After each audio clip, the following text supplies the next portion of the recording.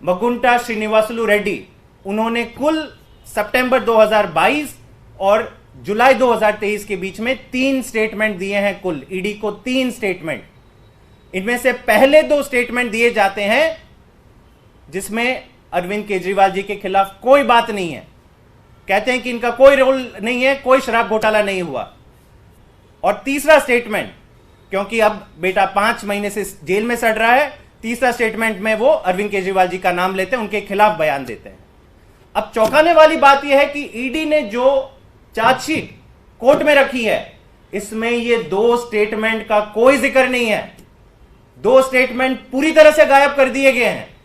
केवल आखिरी स्टेटमेंट, जब बेटा 5 महीने से जेल में सड़ रहा है, हिम्मत टूट जाती है बाप की और बेटे की, और उस परिस्थिति में जो स्टेटमेंट उनसे निकलवाया गया वही केवल कोर्ट में शामिल होता है। बड़ा अजीब है, ये बड़ी अजीब इन्वेस्टिगेटिव एजेंसी है। इतने खुले आम फ्रॉड आप छुपाने की कोशिश कर रहे हो, सबको पता है, सब लॉयर्स को पता है, पूरे मैटर में जो लोग डील कर रहे हैं सबको पता है कि 3 स्टेटमेंट दिए गए और केवल 1 स्टेटमेंट चार्जशीट का हिस्सा है। बेटे पे आ जाते हैं राघव मगुंटा रेड्डी, वो 7 स्टेटमेंट देता है, 7 statements filed under section 50 of PMLA.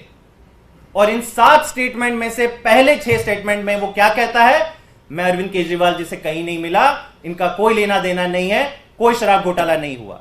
क्या होता है, 5 महीने जेल में डालने के बाद 16 जुलाई को वो 7वां स्टेटमेंट आता है जिसमें अरविंद केजरीवाल जी का नाम लिया जाता है।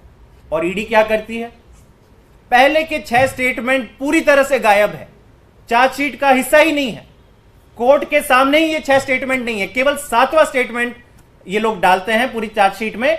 और पूरा का पूरा केस पहले शरत रेड्डी के बयान पे, अब ये 2 बाप बेटे एमएसआर और राघव रेड्डी के बयान के ऊपर पूरा केस खड़ा करते हैं।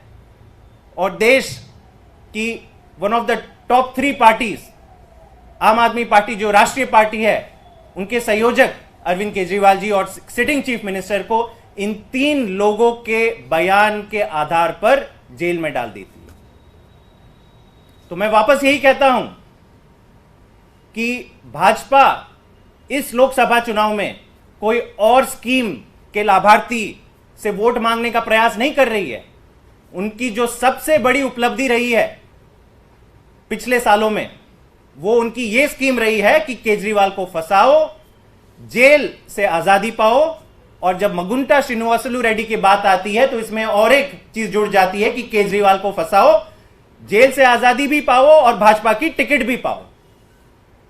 मुझे नहीं लगता है कि आजाद भारत में इससे बड़ा फर्जी मुकदमा, इससे बड़ा फर्जी और पूरी तरह से ये जो षड्यंत्र रची जा रही है, वो कभी ऐसा नहीं हुआ होगा कि एक देश की सबसे one of the biggest parties के टॉप 4 नेताओं को आप जेल में डाल रहे हो और इन लोगों के बयान के ऊपर जेल पे डाल रहे हो जिनका सीधा कनेक्शन भाजपा से है। एक भाजपा का डोनर निकलता है, दूसरा भाजपा का अलायंस पार्टनर से उसे टिकट मिल जाती है।